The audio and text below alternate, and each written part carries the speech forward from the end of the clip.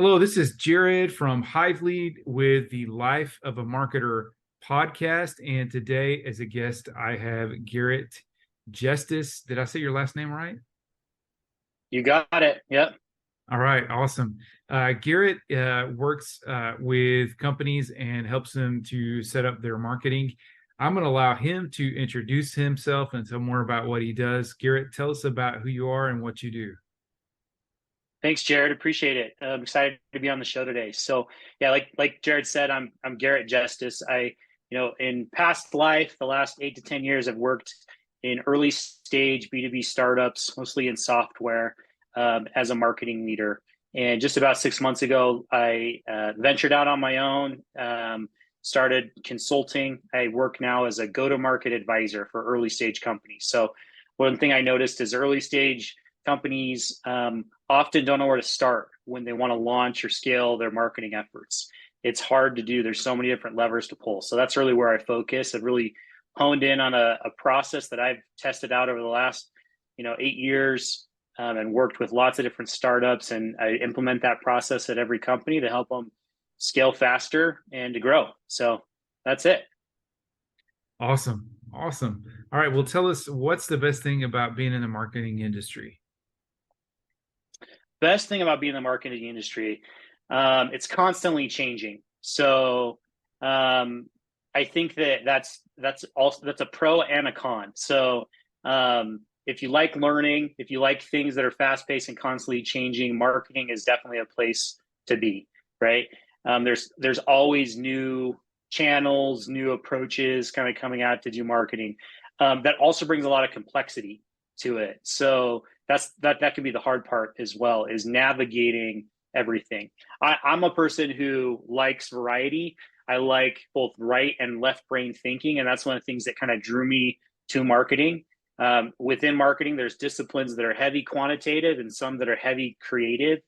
I think the last thing that kind of comes to mind is marketing is interesting because it doesn't matter if someone has a background in it. Everyone at your company has an opinion about how marketing should be done, right? And so navigating that and how do you balance the opinions of others and help educate them about what good looks like, and navigate that on your own is a challenge, but it's also something that's fun about being in the industry.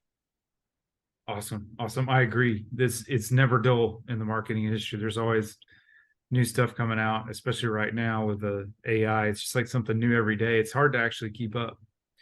All It right. is. So what sort of advice do you offer to those that are in the marketing industry right now? Yeah, that's a good question. So, a couple of things come to mind for those who are new and are just kind of getting started or getting into their career for the first time. Oftentimes, I say figure out what you're best at. Kind of goes back to what I was talking to before. There are so many disciplines within marketing. There's many flavors of marketing, and I think that there are some underlying themes which are should be consistent across all marketers. Things like being focused on the customers and really understanding them and letting them drive. But in terms of disciplines, there's so many. And so figure out what you're best at and really hone in on that and find more opportunities to continue to go deeper on what you're best at. The other thing that comes to mind is broader. It's kind of for everyone. But I think that a lot of marketers get caught up in all of the new activities and channels, and it can be distracting at times. And so, really, when it comes down to it, marketing is simple.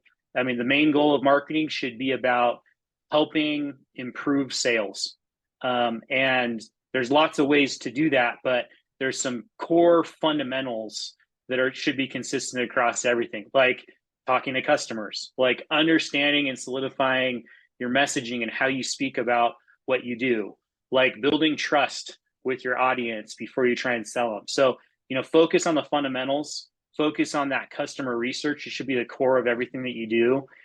Don't get too caught up in the trends and lose sight of the fundamentals. Awesome. Awesome. Yeah, I agree with all of that. So just this is an extra question for you. When you're working with startups, a lot of B2B startups, what is usually the first key things that you try to work on with them in their marketing? what do you find yourself spending a lot of time doing? Yeah, it's a great question. One of the things I've noticed is, a lot of companies, when they have some momentum, maybe they have some sales, it's starting to be repeatable. Now they're kind of looking to put fuel on the fire, so to speak, and start marketing.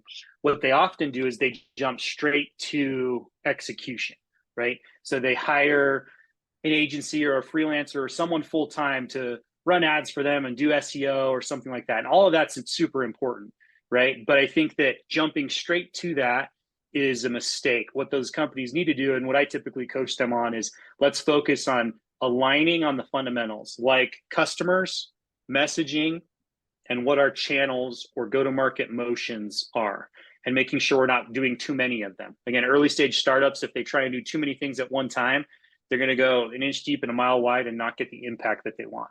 So as soon as they have good messaging in place that everyone's aligned on, as soon as they have a good understanding of their best fit customers and the channels they're focused on, then they can go hire that agency or that freelancer. And then I think that they're that much more successful in the execution because there's alignment in place first. Awesome. I like to hear that as an ad buyer. It's way easier when you have something already good to work with instead of just trying to make miracles out of junk, which is a lot of times what Well, people ask us to do. hey, Jared, just to jump in on that too, I think that there are a lot of companies who are underwhelmed with freelancers or with agencies who do media buying, who do SEO, who do other activities for them. And often I think it's not the agency or the freelancer's fault, it's the company's fault. It's because the company hasn't set them up to be successful, to really hire an agency or a freelancer and let them loose. They need some of that fundamental stuff. They need to understand, okay, who are you trying to target, right? And who are you not? And how do you speak to them? And it doesn't matter the type of marketing execution that you're doing. Those fundamentals are so key. And so when a company comes in and doesn't know the answers to those questions, it's hard for a freelancer or an agency to do really good executional work. So I share that just because I've seen so many founders and owners of small businesses think, oh man, this agency wasn't great, and really they got to look more in the mirror. And that's part of what I help them do too, is coach them on that hey, you got to get aligned internally first, and then that's how you're going to help them to be more successful. Awesome. I agree. Switching gears a little bit, what are some other successful people in marketing like yourself that you'd like to acknowledge that should be on the podcast? Oh man, there's so many. I'll share three that come to mind, and these are people who I've learned from, have been mentors to me, or I follow on LinkedIn. Right, there's a lot of them, right? But here's three that come to mind. So the first, Chad Jardine, he is the CEO at a company called CMO Zen. So he's a former CMO, and his company CMO Zen does fractional CMO work. So I work with them sometimes in my business in some of the stuff that they're doing. So super knowledgeable, humble guy, knows a ton about marketing, and just a really good guy. The other one that comes to mind is Crystalie Beck. She's the CEO at a company called Comma Copywriters. And so they're a small agency that does copywriting, outsourced copywriting, and every company needs great copy. And she and her group are great at that. And then the other is a friend of mine. I actually had a call with him earlier this morning, but his name is Taylor West. And he is just an extremely brilliant guy. He's a Harvard undergrad, Duke MBA. He's been a marketing leader at a lot of consumer companies, at General Mills, at KT Tape, Kodiak Cakes, Sunrun, and just recently made the decision to kind of go out on his own and help early stage B2C companies with their marketing. So, I mean, there's a million more that I could say. We could spend the entire time just talking through, but those are three that just come to mind that I want to acknowledge. Awesome. Thanks for sharing that. We'll definitely be hitting them up to come on the podcast. All right. So one final question, just for fun. Tell me the oldest technology you remember using. Yeah, that's a good question. You asked me this to think about this before. I was thinking back. So my dad actually was a computer programmer and then a product manager at early stage software company. So I kind of grew up with a lot of technology in my house, even though he was at the forefront. And so he actually was a developer for Word Perfect, which was like the Microsoft Word precursor, word processing back in the day. And so he was working on that product.